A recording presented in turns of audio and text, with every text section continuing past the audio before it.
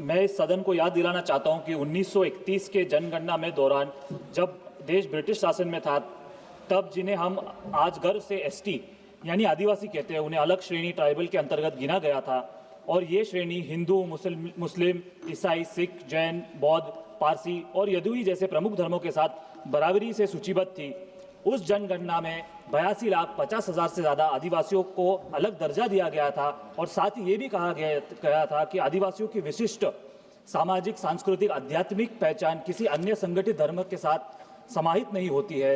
मैं आपको ये भी बताना चाहता हूँ कि कॉन्स्टिट्यूशनल ऑर्डर 1950 में भी ये कहा गया है, एज वेल एज कार्मिक एवं प्रशिक्षण विभाग डीओपीटी की गाइडलाइंस के दिशा निर्देशों के भावना के भी विरुद्ध है, जो स्पष्ट रूप से कहता है कि अनुसूचित आदिवासी की स्थिति धर्म से स्वतंत्र है।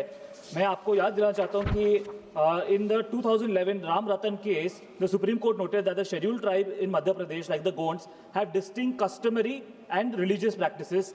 Their customary laws govern their social life and not the codified laws. In 2020 also, the Supreme Court made an observation regarding separate Sarna religious code for the Adivasis. The union government has acknowledged in affidavits that many tribals don't identify as Hindu but as Sarna followers or traditional animists.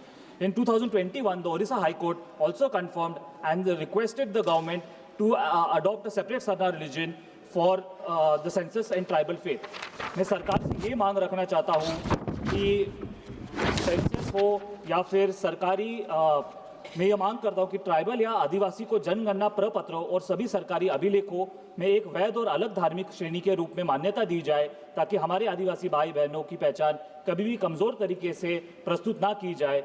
Bharat सरकार से आग्रह करता हूँ कि हम अपने संविधान की भावना का सम्मान करें और आदिवासियों के सांस्कृतिक विलुप्ति से बचाएं और अपने उन पूर्वजों की विरासत का सम्मान करें जिन्होंने हमारे जंगलों, जमीन और अद्वितीय जीवन पद्धति की रक्षा के संघर्ष किया। धन्यवाद।